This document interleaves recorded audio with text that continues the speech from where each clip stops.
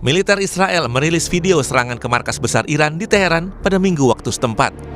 Rekaman memperlihatkan asap pekat membumbung usai ledakan di pusat kota Teheran. Dalam serangan itu, Amerika Serikat dan Israel mengklaim pemimpin tertinggi Iran, Ayatollah Ali Khamenei, tewas akibat serangan yang dilancarkan pada Sabtu pagi 28 Februari. Pada hari yang sama, Iran menembakkan rudal ke sejumlah wilayah di Israel dan negara-negara Arab Teluk sebagai serangan balasan atas pembunuhan pemimpin tertinggi Iran. Korps Garda Revolusi Iran mengatakan mereka melakukan serangan rudal dan drone yang meluas terhadap Israel sebagai respons serangan sebelumnya. Presiden Iran Masoud Pezeshkian mengumumkan Dewan Kepemimpinan Sementara resmi mulai bekerja pasca wafatnya pemimpin tertinggi Ayatollah Ali Khamenei.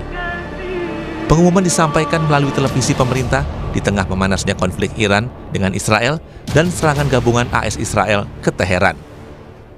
و آمریکا و اسرائیل باید بدانند که جز سرافکندگی برای اینها هیچ ارمغانی نخواهد داشت و ملت عزیز ما که امروز سوگوار درگذشت این شهید بزرگوار هستند با حضورشون و با در میدان بودنشون در مساجد و در خیابانها نقشه های شوم دشمنان رو باید دست به دست هم بدیم و نقشه برآب بکنیم. بر اساس اصل 111 قانون اساسی امروز شورای موقت رهبری کار خودش رو شروع کرده و به حول قوه خدا با قدرت مسیر امام رو و مسیر رهبر عزیز رو و مسیر تمام حق طلبان دنیا رو با قدرت ادامه خواهیم داد و نیروهای مسلح جمهوری اسلامی ایران با قدرت در برهم کوبیدن پایگاه‌های دشمنان در اقدامند و اقدام خواهند کرد و دشمنان رو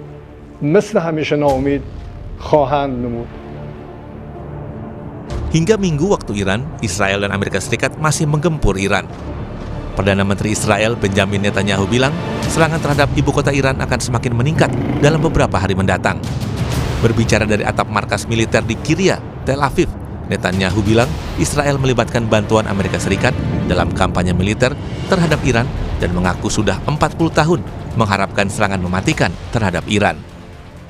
כוחותינו הולמים עכשיו בלב טהרן בעוצמות הולכות וגוברות, וזה רק ילך ויתגבר עוד יותר במהלך הימים הקרובים. מביאים למערכה הזאת גם את סיועה של ארצות הברית, את ידידי נשיא ארצות הברית דונלד טראמפ, את צבא ארצות הברית, ושילוב הכוחות הזה מאפשר לנו לעשות את מה שאני מייחל לעשות כבר 40 שנה.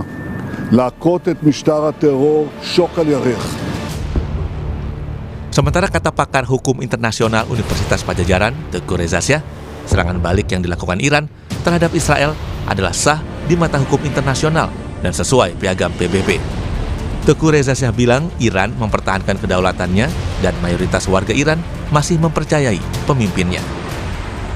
Nasional. Dan untuk dalam kondisi saat ini, untung Iran adalah negara demokrasi yang sudah memiliki tradisi yang kuat dan sudah terbiasa menghadapi anasir-anasir yang mencoba merusak negara mereka. Kita berhadapan dengan Iran, negara yang mempertahankan diri karena mereka sudah diserang tanggal 28 lalu oleh Amerika Serikat dan Israel. Dan yang sedang mereka lakukan sekarang adalah menjawab ancaman tersebut sesuai dengan pasal 51 dari piagam PBB, di mana mereka berhak menggunakan cara-cara untuk mempertahankan kedaulatan. Pasca tewasnya Khamenei akibat serangan AS Israel, warga Iran berkumpul di lapangan Ein Halab, Teheran sebagai bentuk duka cita. Warga berduka atas kematian pemimpin tertinggi mereka sekaligus mengutuk serangan AS Israel. Televisi pemerintah Iran mengumumkan masa berkabung nasional selama 40 hari dan 7 hari sebagai libur nasional.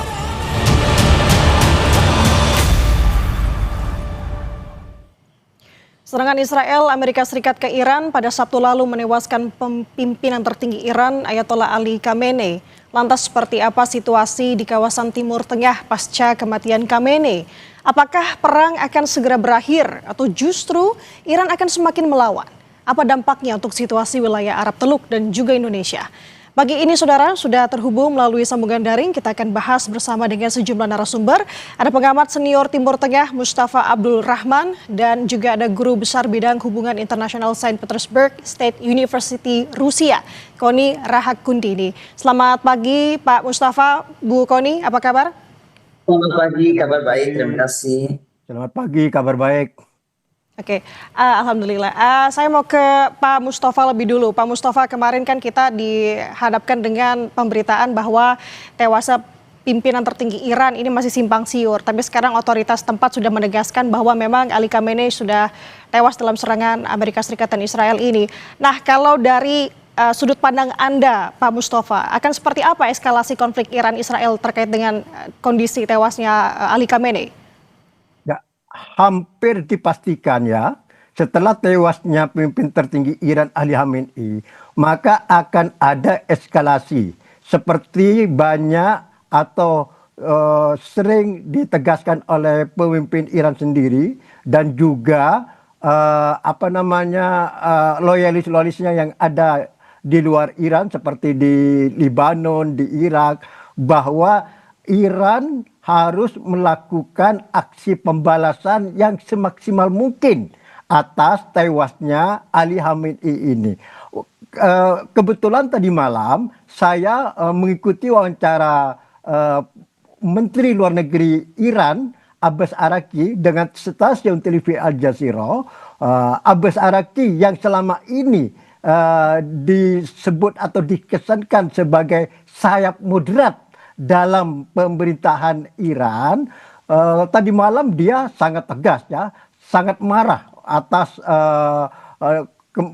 di mana Israel dan Amerika mengambil keputusan untuk membunuh Ali Khamenei. Dia mengatakan bahwa Iran berhak melakukan pembalasan dan pembalasan ini akan dilakukan semaksimal mungkin ya, dan itu pun juga disampaikan oleh Presiden Iran Masoud Pezeshkian dalam wawancara dengan CNN tadi malam juga, bahwa dia berjanji akan melakukan pembalasan semaksimal mungkin atas kematian Ali Khamenei. Dan ini tentu terkait tidak hanya harga diri ya, tapi juga konsumsi domestik Iran, di mana ketika berita sudah positif atas tewasnya Ali Khamenei, betapa banyaknya rakyat Iran berduyun-duyun ke lapangan terbuka di Teheran, di Mashhad, di Qom ya, dan di Isfahan. Dia tidak peduli lagi kalau negaranya dalam keadaan perang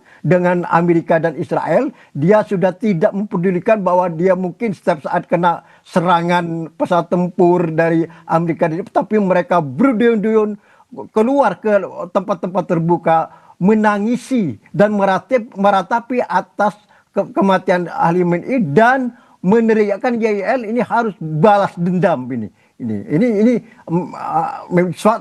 mungkin tradisi Syiah ya. Tradisi Syiah memang begitu, kalau sudah seorang pemimpinnya sudah tewas ya, mereka tuh sudah seperti ada gerakan semacam gerakan bunuh diri atau gimana lah ya. Jadi ini akan terjadi eskalasi ya. Bagaimana bentuk eskalasi tersebut ya, kita lihat kan sudah serangan Iran terhadap sasaran Israel maupun Amerika ini dalam sejak hari Minggu kemarin ya, hari Minggu sekarang Senin, ada eskalasi ya di Tel Aviv ya. Kemudian ada salah satu rodar sudah mencapai Siprus ya.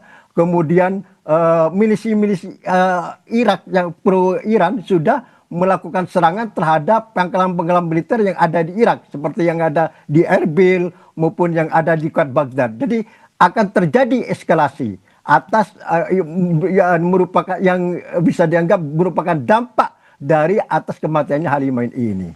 Eskalasi seperti apa, Pak Mustafa? Mungkin apakah konflik ini akan semakin meluas di kawasan Timur Tengah, atau memang ada dari balasan yang dilakukan oleh Iran? Apakah ada pola khusus yang Bapak lihat? Ya, tentu ini kan sesuai perencanaan ya. Sesuai tokoh-tokoh politik Iran seperti Presiden Iran Masoud Pezeshkian maupun Menlu Abbas Araqchi yang kedua-duanya juga dikesankan sebagai tokoh moderat dalam pemerintahan. Tentu dia juga tidak lepas dari konsumsi domestik ya. dia harus melakukan pernyataan keras dan melakukan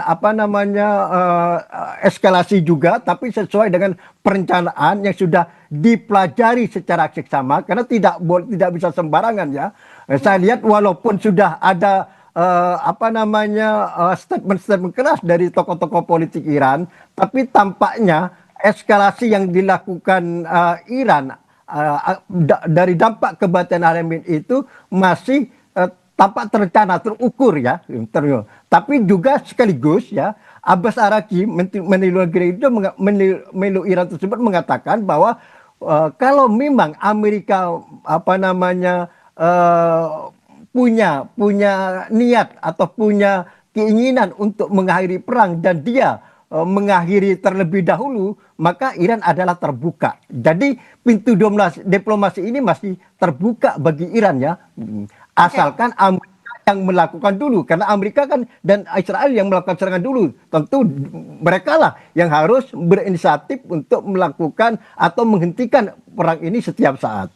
Oke, itu dari sudut pandang Pak Mustafa, tapi kalau Bu Kony sendiri melihat eskalasi konflik Timur Tengah ini, pasca kematian Ali Khamenei, seperti apa Bu Kony? Eskalasinya ini akan ada beberapa aspek yang kita mesti ukur ya. Tapi saya sebelum ngomong tentang eskalasi, saya mau bilang dulu. Apa resiko terbesar Indonesia? Karena resiko kita itu adalah pada persepsi geopolitik, sehingga kita mesti hati-hati. Yang kedua adalah menurut saya ini langkah tepat atau exit door untuk mereposisi posisi kita di board of peace. Karena sekarang board of peace telah menjadi board of war instead of peace gitu kan. Nah tapi kalau saya ditanyakan misalnya skenario-nya satu apa? Skenario satu itu adalah bagaimana limited war berkepanjangan akan terjadi. Ini menurut saya sekitar 45-50% lah. Ya, serangan udara bolak-balik, perang proksi meningkat, tidak ada invasi besar. Tetapi ada juga regional escalation yang bisa tidak tertahankan. Kenapa? Kita mesti ingat. Tadi disampaikan betul dari posisi Iran apa saja dan kenapa Iran sudah mau total war, kira-kira demikian ya. Tapi kita mesti ingat, besok itu Hari Raya Purim Israel. Hari Raya Purim Israel itu adalah hari raya peringatan pada di era Persia kuno ketika Israel mau dimusnahkan. Sehingga besok itu tanggal 3 Maret itu menurut saya adalah momentum kunci bahwa Israel juga akan lebih total daripada beberapa hari ini. Nah jadi dari sisi Iran kita sudah paham, dari sisi Iran dan blok Iran, tetapi dari sisi bloknya Israel dan mungkin Amerika Serikat di sana juga dan Inggris sudah masuk dan lain-lain, adalah besok itu adalah Hari Raya Purim dan itu nggak bisa dikesampingkan. Oke, kembali ke regional escalation. Menurut saya regional escalation itu akan 35% ketika misalnya Hizbullah buka front penuh, kemudian Amerika kirim angkatan daratnya besar-besaran gitu kan. Kemudian bagaimana Indonesia terus akan membabi buta menyerang apapun termasuk tempat-tempat di negara tetangga. Dan yang paling fatal ketika Hormuz ditutup atau tertutup.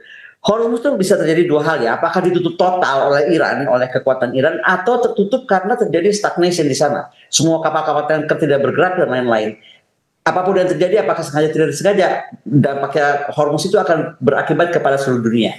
Yang ketiga adalah bagaimana, tapi ini kemungkinannya sangat rendah ya, mungkin saja terjadi yang sampaikan tadi, deeskalasi. Ketika elit Iran memilih untuk konsolidasi internal. Tetapi ini saya ragu karena bendera merah sebagai simbol balas dendam Iran itu sudah dikibarkan gitu. Jadi ini yang kenapa menurut saya tadi saya buka dengan Indonesia itu harus hati-hati karena early warningnya dampak minyak pasti naik, kemudian volatilitas rupiah pasti tergoyang dan biaya logistik biaya logistik global akan berpengaruh pada kita. Dan yang paling parah tekanan domestik. Karena gini ya, soal Palestina itu sensitif di Indonesia, ya kan? Ada dilema juga posisi bebas aktif dan kita ada di board of peace atau board of war sekarang saya menyebutnya, dan bagaimana resiko partisipasi opini publik yang akan sangat masif. Itu kalau menurut saya. Oke, ada beberapa pertimbangan berarti tadi ya, selain dengan ekonomi juga tekanan domestik, ada juga mengenai persepsi geopolitik. Nah kalau tadi Bu Kony menyinggung soal BOP, jadi BOW, sekarang kalau menurut kata Bu Kony, berarti Indonesia seperti apa seharusnya untuk mempertimbangkan BOP untuk saat ini, Bu Kony? Gila ya, kita tuh mesti nggak boleh bergeser dari fondasi Indonesia yang dengan politik bebas aktif kita, itu udah kayak harga mati kita lah. Jadi jangan sampai posisi Indonesia itu bergeser. Ini karena ini menjadi anchor legitimasi kita sebagai bangsa berdaulat.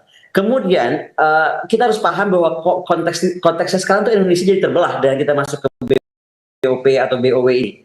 Pertama kita antara Barat, yaitu Amerika dan mitranya, kemudian Rusia dan BRICS, yaitu Rusia, Cina dan lain-lain. Lalu kita ini dengan ada di BOP sebenarnya dengan dunia Islam dan Global South itu ada posisi Indonesia yang agak jadi dipertanyakan gitu loh. Karena sekali lagi apapun pesannya BOP tentang kita tuh hanya ikut jalan kemanusiaan and so on and so forth, Gaza itu adalah medan operasi yang sangat volatil. Dari operasi keamanan, operasi kemanusiaan bergeser dalam hitungan sepersekian detik ke operasi keamanan itu dia sangat terjadi. Bayangkan aja Papua ya, seperti apa nih Papua berbaurnya sipil militer atau dengan pergerakan. Nah, mungkin ini tuh 1000 kali Papua, sangat volatilnya itu. Bagaimana kita akan mengorbankan atau membawa tentara kita ke sana. Jadi sekali lagi kita mesti punya keyakinan kalau tetap ada di BOP, kita mesti ada di bawah prinsip multilateral, tidak terlibat operasi ofensif, tidak ada basing permanen, ya kan? Dan rules of engagement kita mesti jelas. Ketika rules of engagement kita nggak jelas, tentara kita pasti korban. Oke, itu dari Bu Kony. Saya mau ke Pak Mustafa lagi mengenai melihat kondisi terkait dengan pola penyerangan Iran ini terhadap penyerangan balas dendam begitu ya. Pak Mustafa, kemarin kan Oman sempat menjadi salah satu negara yang memang luput dari balasan Iran. Tapi sekarang Oman juga jadi sasaran juga. Nah, kalau melihat pola-pola seperti ini, Pak Mustafa, apakah bisa digambarkan atau diartikan sebenarnya Iran memang semarah itu dengan tadi Pak Mustafa singgung untuk melakukan balas dendam, apalagi setelah tewasnya Ali Khamenei?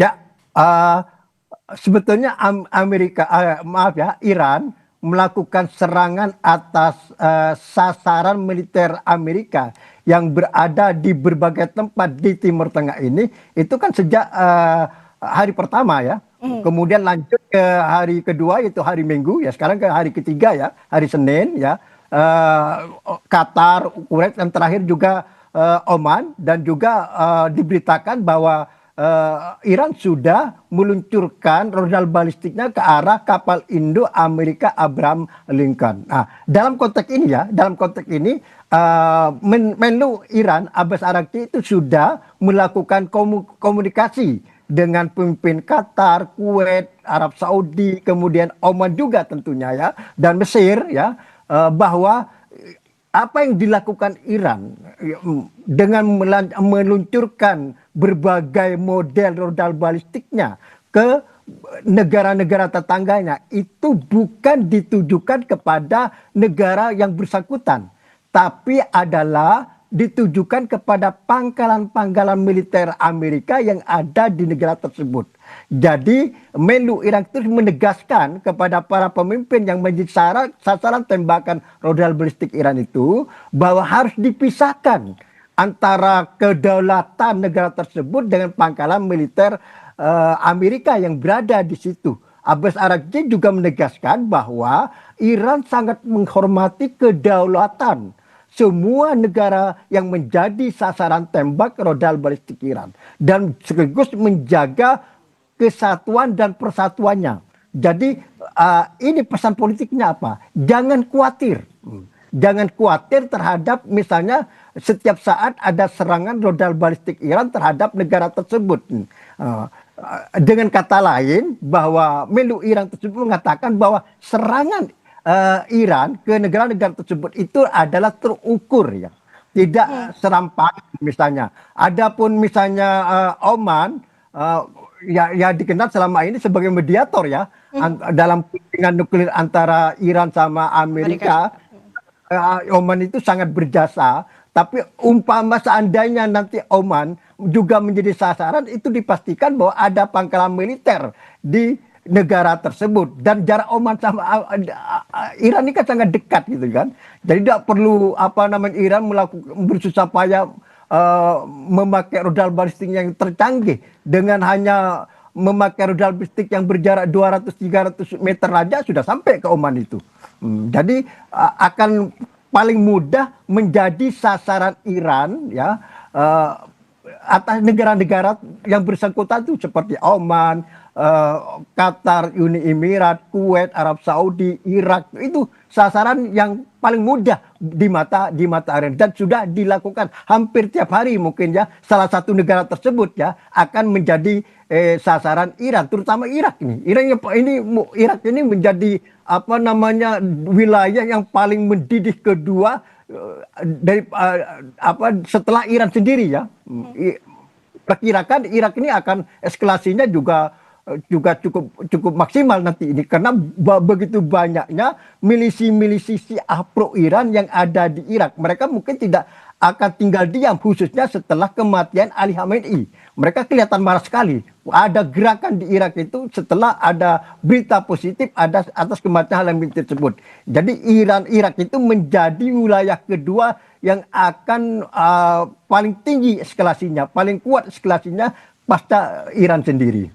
Oke, kita kerucutkan lagi Pak Mustafa, berarti dengan apa eskalasi yang saat ini tengah bergulir begitu ya antara Amerika Serikat, Israel dan juga Iran, apakah memang ini masih dilandasi dengan adanya alasan senjata nuklir? Apakah sudah bergeser?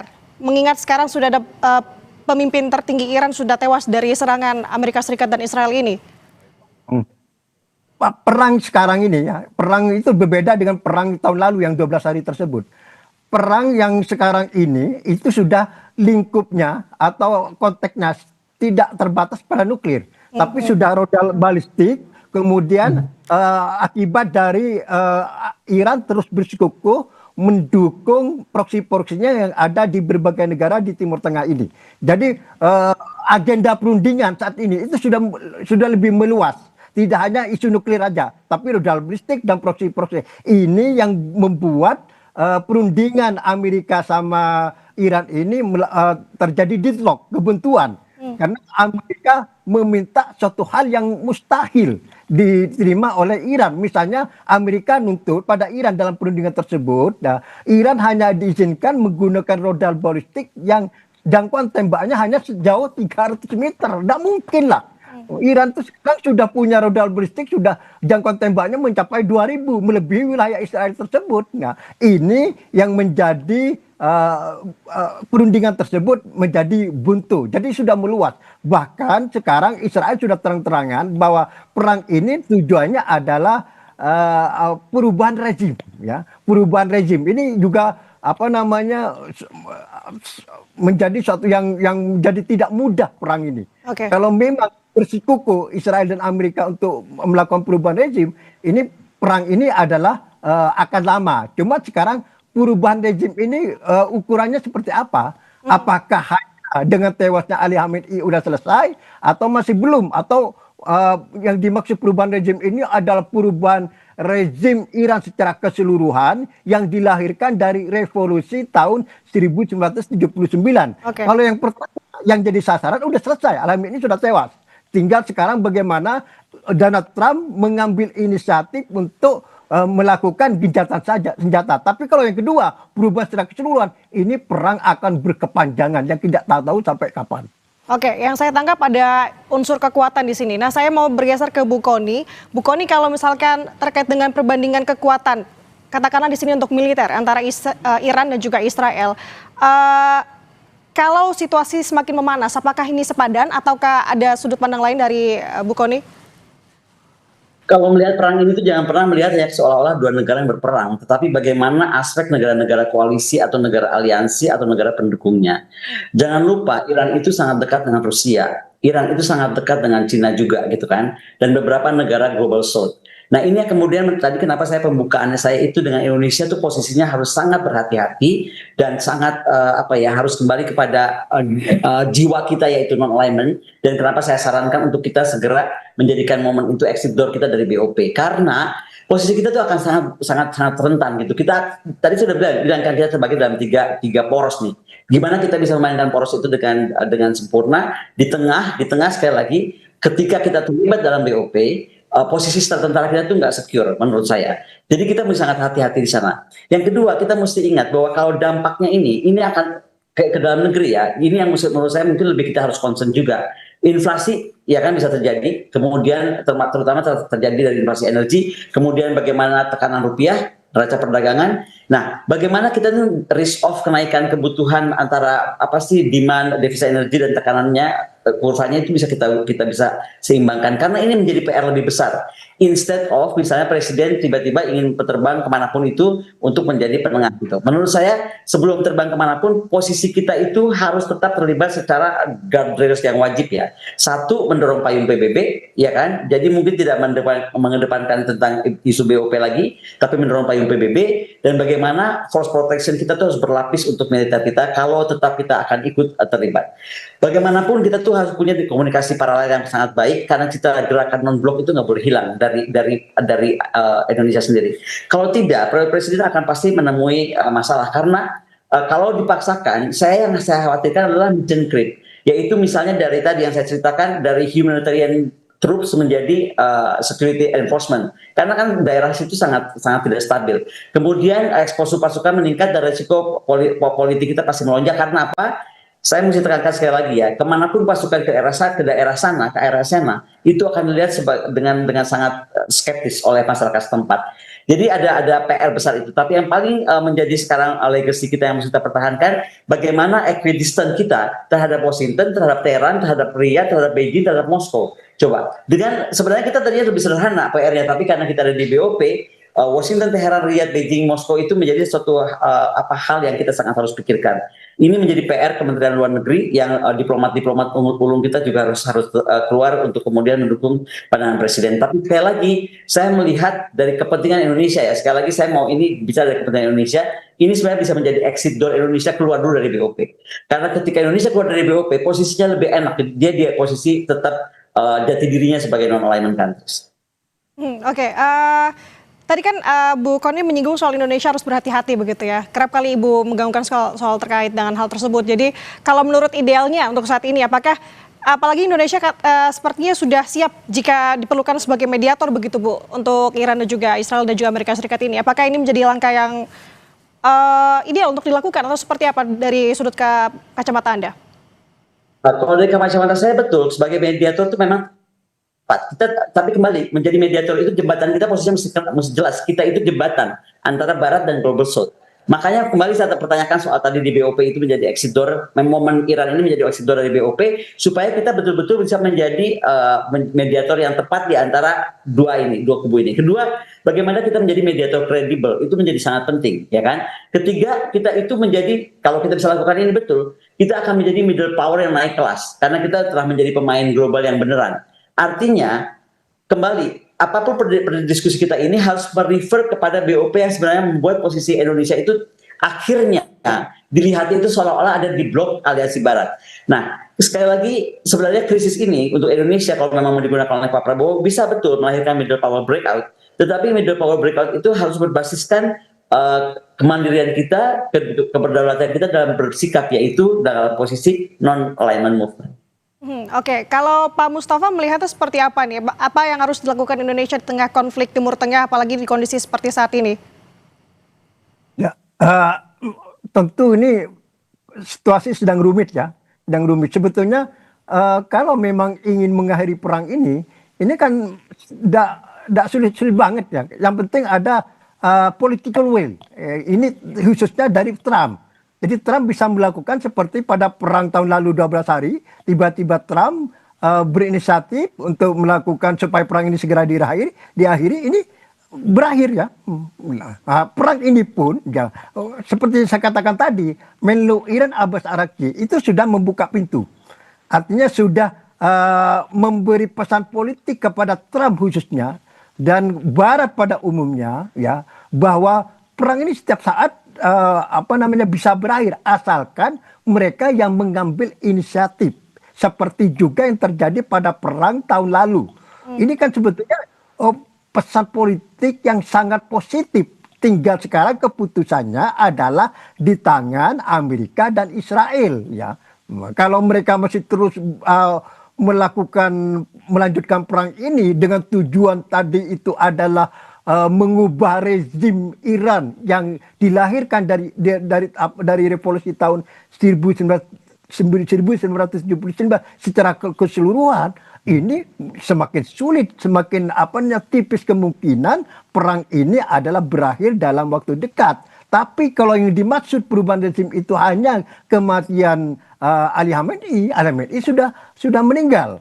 Sekarang tinggal ditunggu waktunya yang tepat, khususnya untuk Trump untuk berinisiatif ya, mengakhiri perang ini dengan dalih misalnya Trump bisa membuat dalih kematian Khamenei itu ke rakyat Iran, ke masyarakat Barat, juga kepada Israel misalnya, supaya dia punya dalih yang kuat untuk mengakhiri perang ini. Oke, berarti kalau dari Anda melihat konflik atau eskalasi Timur Tengah ini, apa yang bisa menjadi hal untuk bisa meredakan, Pak Mustafa, selain memang dari Trump itu sendiri? Apakah mungkin ada langkah lain? Ya, saya pikir kartu ini ada di tangan Amerika, Donald Trump. Seperti juga perang tahun lalu. Hanya Trump yang bisa mengakhiri perang ini. Karena kalau Trump yang mengambil inisiatif, ya, Iran kan sudah membuka pintu melalui menlunya ya, dalam wawancara Al Jazeera tadi malam. Tapi juga bisa menundukkan Israel. Israel menerima. Israel ini juga paling susah nih. Dalam perang ini faktor Israel ini paling sulit. Ini juga yang menentukan lama dan atau panjangnya perang ini. Nah, kalau Trump mengambil keputusan berani dengan alasan sudah berhasil membunuh Ali Khamenei, diharapkan Trump itu bisa menundukkan dan dengan menekan Israel supaya menerima inisiatif mengakhiri perang ini. Oke, ini sebenarnya yang menjadi sorotan kita semua beberapa hari ini dan juga ke depan, tentunya bagaimana eskalasi konflik Timur Tengah ini, Amerika Serikat, Iran dan juga Israel akan berakhir ataupun berujung. Tentu harapan kita semua bahwa memang konflik ini bisa mereda secepat mungkin, ada solusi dari kedua belah pihak terkait dengan kondisi ini, apalagi tadi yang disinggung oleh Bu Kony bahwa bisa mendapatkan dampak lebih besar lagi, dampak inflasi, krisis energi dan juga ekonomi. Kita perhatikan bersama dan juga berharapan bersama. Saya mau tambahkan sedikit aja. Oke, boleh nggak saya tambahkan sedikit? Ini kuncinya nggak cuma di Trump, sama sekali bukan cuma di Trump. Karena tadi saya bilang besok itu hari raya Purim dan Israel itu akan mati-matian. Dia itu kehormatan dia gitu loh. Karena itu ada di kitab suci mereka, perjanjian lama. Yang saya mesti ingatkan, kita itu punya PBB dan sekarang Rusia dan Cina sedang mendorong agar segera PBB ini membahas ini dan bagaimana PBB dapat menyelesaikan masalah ini. Jadi saya sih nggak terlalu sepakat kalau seolah-olah kunci dari dewa semua itu adalah Trump. Karena Trump is not as powerful as is gitu loh. Jadi kita mesti sangat hati-hati melihatnya. Tapi yang paling penting, eskalasi bisa sangat meningkat ketika eskalasi maritim, terutama di Hormuz terjadi. Kemudian kematian massal, kita nggak tahu di negara Teluk yang salah sasaran, airport-airportnya sudah diserang, ya kan, tempat-tempat strategis sudah diserang, dan bagaimanapun juga adalah infrastruktur energi Teluk itu terdampak. Jadi sekali lagi ini tidak masalah hanya Trump atau hanya Netanyahu. Ini sudah sangat kompleks sehingga kita harus menunggu bagaimana juga reaksi Rusia dan reaksi Cina di PBB dan apa yang akan dilakukan Rusia dan Cina atas kejadian ini. Oke, Bu Kony, singkat saja, saya punya satu pertanyaan lagi terkait dengan kondisi Iran saat ini dengan kekuatannya, apakah memang diperlukan untuk bantuan Cina dan juga Rusia khususnya? Tanpa diminta pun saya rasa kita udah akan tahu betul bahwa Rusia dan Iran, Cina dan Iran sangat dekat. Mereka itu rekan seperjalanan. Contoh, ketika Rusia mengalami kesulitan panjang dengan beberapa tahun terakhir ini setelah Ukraine-Russia War, siapa yang bantu? Banyak hal kedekatan dengan Iran. Maka Rusia itu negara yang paling tahu berterima kasih dan bertanggung jawab kepada saudaranya. Saya rasa direct or indirectly, terbuka atau tidak terbuka, Rusia akan mendorong penuh Iran dan membantu Iran.